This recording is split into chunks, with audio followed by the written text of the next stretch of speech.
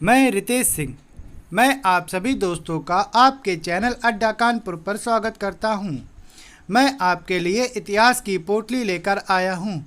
इस पोटली में प्रतिदिन सुबह 10 बजे आपको 30 प्रश्न मिलेंगे जो आने वाली आगामी परीक्षाओं के लिए महत्वपूर्ण होंगे। आइए देखते हैं प्रश्न ये हसन हैं। निजामी और फ़ख-ए-मुदब्बिर किसके दरबारी कवि थे?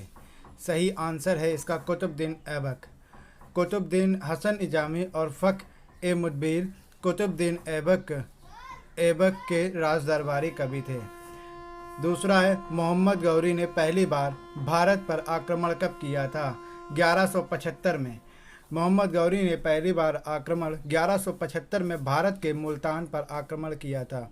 उस समय वहाँ करमाथ जाति के मुस्लिम शासकों का राज था। किसके शासन को मुगल चित्रकला का स्वर्णकाल भी कहा जाता है? जहांगीर के शासन को। जहांगीर के काल को मुगल चित्रकला का खूब विकास हुआ। उसका काल मुगल चित्रकला का स्वर्णकाल कहा जाता है। किसका काल मुगल वास्तुकला का स्वर्णकाल कहा जाता है? इसका सही आंसर है शाहजहां। शाहजहां के काल को मुगल वास्तुकला का स्वर्ण युग कहा जाता है। इसकी प्रमुख इमारतें जो आप लोग जानते हैं, ताजमहल है, लाल किला है, मोती मस्जिद है, जामा मस्जिद है। दो आगरा में है, ताजमहल और मोती मस्जिद आगरा में है, लाल किला और जामा मस्जिद दिल्ली में है। मोहम्मद बिन कासिम ने भारत पर आक्रमण कब किया? मोहम्मद बिन कासिम ने भारत पर आक्रमण कब किया? ये आप लोग को पता होगा। आप बता सकते हैं इसका सही आंसर। इसका आंसर है 712 ईस्वी। मोहम्मद बिन कासिम ने 712 ईस्वी में भारत पर आक्रमण किया। उस समय सिंध के राजा दहिर थे। लिंगराज मंदिर किस प्रदेश में है? लिंगराज मंदिर बहुत बार क्वेश्चन पूछा गया है। ये ग्रुप डी एनटीपीसी के लिए सबसे बेहतरीन क्वेश्चन है। लिंगराज मंदिर उड़ीसा की राजधानी भुवनेश्वर में है। इसे जयजाति केसरी ने बनवाया था। यह 11वीं सदी में बनाया गया, लेकिन फिर भी इसके कुछ हिस्से 1400 साल पुराने हैं। नटराज की काष्य मूर्ति किस वंश से संबंधित है? नटराज की काष्य मूर्ति चोल वंश से संबंधित है। इसका सही आंसर चोल वंश है। नटराज का अर्थ होता है तांडव नृत्य की मुद्रा में शिव। अमोघ वर्ष किस वंश से संबंधित था? अमोघ वर्ष किस वंश से संबंधित था? राष्ट्रकूट थे। अमोघ वर्ष जो था राष्ट्रकूट वंश से संस्थापक था। ब्रिटेन की महारानी एलिजाबेथ प्रथम किसके समकालीन थी? ये इम्पोर्टेंट क्वेश्चन है। बहुत बार ब्रिटेन की रानी एलिजाबेथ प्रथम जो थी वो अकबर के समकालीन थी। एलिजाबेथ प्रथम, ये प्रथम की बात कर रहा है, जो एलिजाबेथ प्रथम थी, जो 1558 से 603 ईस्वी तक इंग्लैंड की रानी रहीं। जो 1558 से 1603 ईस्वी तक इंग्लैंड की रानी रही, वह अकबर के समकालीन थी। अब्दुल कादिर बदायूनी, नकीब खान और थानेश्वर किसके दरबार में थे? ये बहुत इंपॉर्टेंट क्वेश्चन है। ये सब अकबर के दरबार थे। अब्दुल कादिर बदायूनी, नकीब खान और थानेश्वर अकबर के राज दरबार में थे। चलिए प्रश्न नंबर 11 देखते हैं। किताब अल हिंद की रचना किसने की थी? अल बरूनी ने की थी। इसमें कुछ इम्पॉर्टेंट चीज़ें जो नोट्स मैं आपको लिख के लेके आया हूँ या जो मैं आपको बताता हूँ, ये भी आप याद रखिएगा। अल बरूनी ने सर्वप्रथम भारतीय संस्कृति का अध्ययन किया था। अल बरूनी महमूद गजनवी के साथ भारत आया था। उसने किताब अल हिंद की रचना की थी। किस सल्तनत कालीन राजा ने अपने अमीरों के बीच उसकी इजाज़त के बिना दावतों त्यौहार पर रोक लगा दी थी? कौन सा शासक था? अलाउद्दीन खिलजी। अलाउद्दीन खिलजी ने अपने राज्य के विद्रोह को दबाने तथा विद्रोह की आशंका से बचने के लिए अपने अमीरों के बीच दावतों पर रोक लगा दी गई थी। अलाई दरवाज़ा पूछा गया था, ये भी प्रश्न। ये सारे जितने महत्वपूर्ण मैं इतिहास की पोटली लेके आया हूँ, इसमें सारे 30 के 30 महत्वपूर्ण क्वेश्चन हैं जो आने वाली आगामी परीक्षाओं में बहुत पूछे जाते हैं। आइए नेक्स्ट क्वेश्चन देखते हैं। अलाई दरवाज़ा किसका प्रवेश द्वार है? कुतुब मीनार का। अलाई दरवाज़ा कुतुब मीनार का प्रवेश द्वार है। इसे 1311 ईस्वी में अलाउद्दीन खिलजी ने बनवाया था। बाबर ने भारत का सबसे शक्तिशाली राजा किसे बताया? बाबर ने भारत का सबसे शक्तिशाली राजा किसे बताया था? कृष्णदेव राय। कृष्णदेव राय विजयनगर साम्राज्य के सबसे महान राजा थे। उनका राज वर्तमान में तमिलनाडु, केरल, उड़ीसा, कर्नाटक, आंध्र प्रदेश में फैला हुआ था। बाबर ने कृष्णदेव राय को भारत का सबसे शक्तिशाली राजा बताया था। निम्नलिखित शहरों में से एक प्रसिद्ध स्मारक रूमी दरवाज़ा कहाँ स्थित है? रूमी दरवाज़ा है ये। रूमी दरवाज़ा कहाँ स्थित है? लखनऊ में। रूमी दरवाज़ा लखनऊ में है। यह अवधी वास्तुकला में बना है। फिरदौसी मंजिल किस मुगल राजा को कहा जाता है? देखिए इसका आंसर शाह आलम द्वितीय को।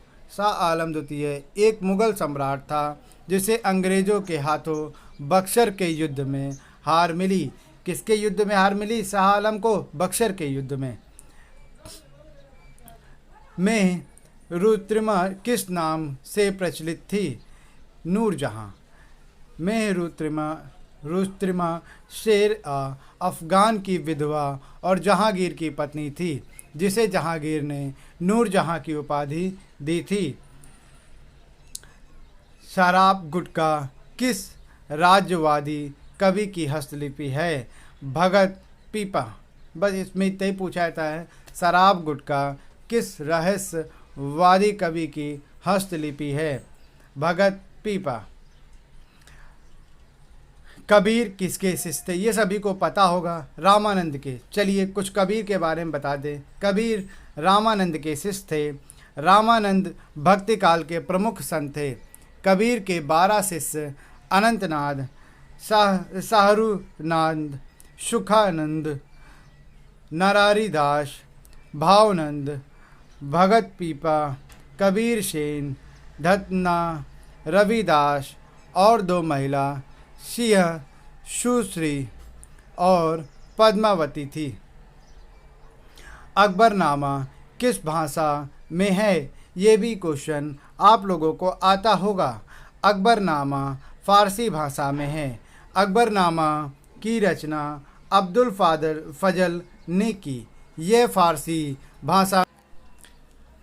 मोहम्मद गौरी का अंतिम अभियान किसके खिलाफ था? खोखर। मोहम्मद गौरी का अंतिम अभियान खोखर के खिलाफ था। मोहम्मद गजनवी के साथ कौन भारत आया था? अल बरूनी मोहम्मद गजनवी के दरबार में शोभित विद्वान था। वह उसके भारत आक्रमण के समय भारत साथ आया था। औरंगजेब किस वाद्य यंत्र बजाने में निपुण था? औरंगजेब बीड़ा बजाने में निपुण था। हालांकि उसने अपने राज्य में संगीत पर रोक लगा दी थी। इल्तुतमिश द्वारा 175 ग्राम की जारी किया सिक्का किस धातु का था? 175 ग्राम का सिक्का चांदी का था। इल्तुतमिश ने चांदी का टाका और तांबे की जीतल चलाया, जो पूरी तरह से अरबी सिक्के थे। इसमें चांदी का सिक्का 175 ग्राम का था। मल्लेबिंद और वेल्लूर के मंदिर किस वंश के राजाओं ने बनवाए थे? मल्लेबिंद और वेल्लूर के मंदिर होयसल राजा ने बनवाए थे।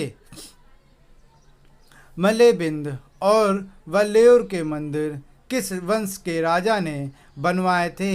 ये 2 क्वेश्चन रिपीट हो चुका है। ये रिपीट क्वेश्चन नहीं है। आप देखिए क्या इसमें पूछ रहा था, मल्लेबिंद और वेल्लूर के मंदिर किस वंश के राजाओं ने बनवाए थे? तो आपने बताया था होयसल। होयसल एक राजाओं की वंश थी। इसमें पूछ रहा है मल्लविंद और वेल्लोर मंदिर किस वंश के राजाओं ने बनवाए थे। दोनों सेम क्वेश्चन है। ये कुछ इसके बारे में दिया गया है। इनका सही क्रम कह रहा है निम्नलिखित में सही क्रम क्या है। इसमें सही क्रम तुगलक, खिलजी, गुलाम, लोदी। सही क्रम मतलब पहले कौन कौन आए। ऑप्शन बी में दिया है लोदी, खिलजी, गुलाम, तुगलक। ऑप्शन सी में दिया है तुगलक, खिलजी, लोदी, गुलाम। ऑप्शन डी में दिया है गुलाम, खिलजी, तुगलक, लोदी। सबसे इम्पॉर्टेंट बात इसमें है गुलाम, पहले गुलाम आए, फिर खिलजी आए, फिर तुगलक आए, फिर लोदी आए। देखिए आपको आंसर दे दिया गया है। इसके बारे में कुछ हम आपको बताना चाहेंगे ये किस किस सन में आए। दिल्ली सल्तनत में कुल 5 वंशों का राज्य रहा। इसमें गुलाम वंश के शासन 1206 से 1290 तक रहा। खिलजी वंश का शासन 1290 से 1320 तक रहा। तुगलक वंश ने 1320 से 1400 तक राज्य किया। इसके बाद सैयद वंश ने 1414 से 1451 तक। इसके बाद लोदी वंश 1451 से 1526 तक रहा। 1576 का वर्ष किस युद्ध के लिए प्रसिद्ध है आपको पता होगा। ऑप्शन है हल्दीघाटी का युद्ध, ऑप्शन बी तराइन का युद्ध, ऑप्शन सी पानीपत का युद्ध, ऑप्शन डी इनमें से कोई नहीं। 1576 में आपको पता है हल्दीघाटी का युद्ध हुआ था। हल्दीघाटी का युद्ध 21 जून 1576 में किसके किसके बीच हुआ था। राणा प्रताप और अकबर की सेना के सेनापति मान सिंह के बीच हुआ था। लेकिन इसे मान सिंह के बीच ना बताकर राणा प्रताप और अकबर से कहा जाता है। पानीपत का तीसरा युद्ध किसके बीच हुआ था ये आप लोगों को पता है। ऑप्शन ए राजपूत और मराठा। राजपूत और मराठा अफ़गान और मुग़ल। मराठा और अफ़गान थे। मराठा और अफ़गान के बीच पानीपत का तीसरा युद्ध लड़ा गया। आगरा की कौन सी इमारत मॉस्को से सेंट कैथेड्रल की तरह है। लास्ट क्वेश्चन है मोती मस्जिद।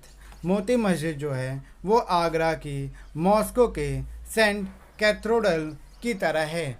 अगर आपको इतिहास की पोटली अच्छी लगी तो इसे लाइक करें, सब्सक्राइब करें और शेयर करें।